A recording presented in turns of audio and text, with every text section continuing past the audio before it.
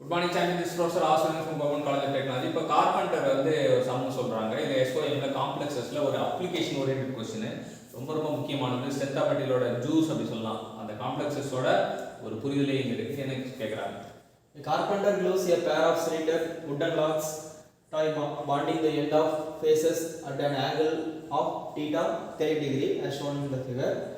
The glue used to interface fails if criteria 1, the maximum normal stress exceeds 2.5 megapascal.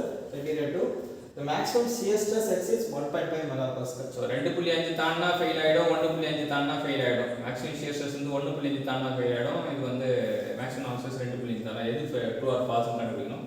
So sigma theta tau theta கண்டுபிடிச்சா போதும். Sigma தீட்டாக்கு வந்து sigma X plus sigma Y by 2 plus sigma X minus sigma Y by 2 cos 2 theta plus tau X Y sine 2 theta. So இது வச்சுக்கலாம். அதே போல் டவு theta கண்டுபிடிக்கணும் அப்படின்னா இது அப்படியே தான் போடணும். Sigma X minus sigma Y by 2 sine 2 theta.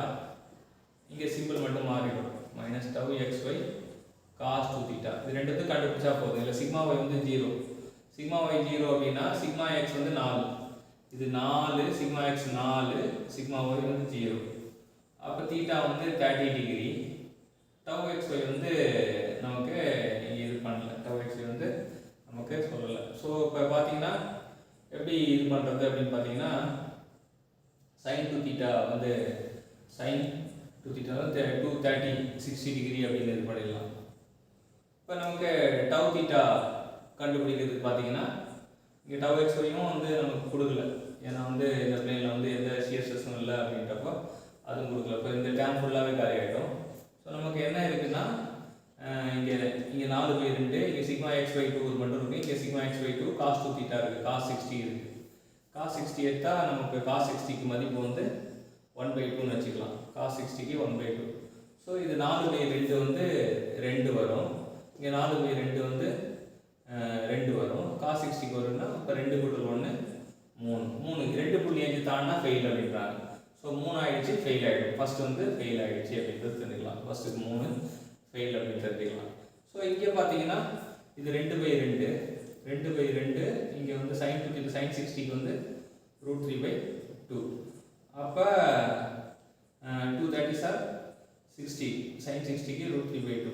இது வந்து 1.732 அப்படின்றது தெரிஞ்சுக்கலாம்.